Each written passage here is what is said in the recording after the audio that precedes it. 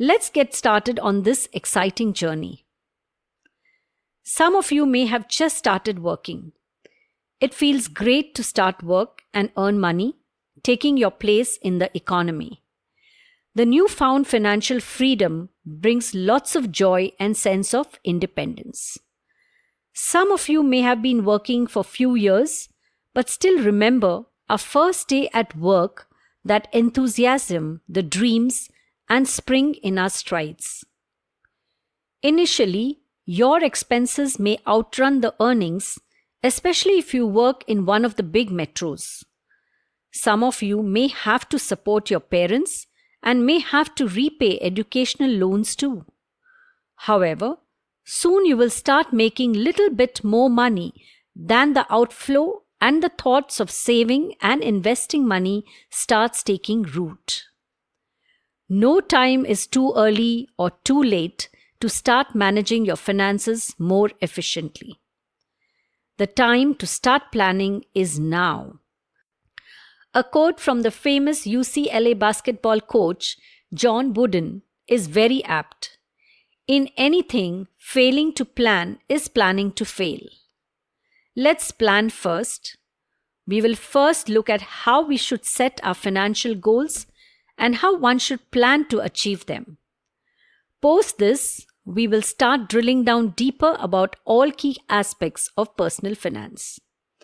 We will look at salaries and the various components that may form significant part of your earnings. We will understand income tax and various provisions and incentives provided by the government that can help you reduce your income tax and hence improve savings legally. We will learn how to do tax planning so that you meet both your short-term and long-term goals. Banks are a critical part of our financial lives.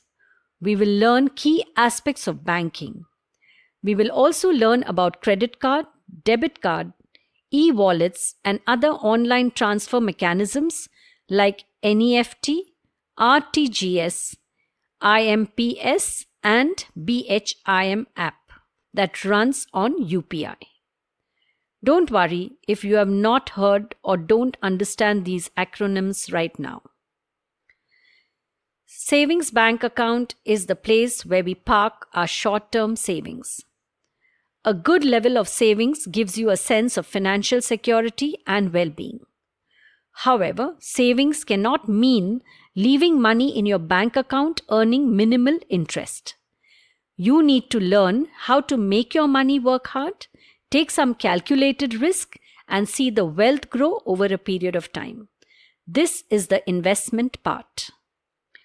Investing the savings help us achieve long-term financial goals. The investment horizon is usually longer and you can afford to take some risk based on your preference and balance it with expected rewards. Investing money in equity, bonds, mutual fund, real estate, gold, etc. would fall into this category. We will also explore various aspects of these investments in this course. Mutual funds are key investment avenues and they are explored in great detail. You may have taken loans too. Education loan, home loan, credit card outstandings are all part of your borrowings.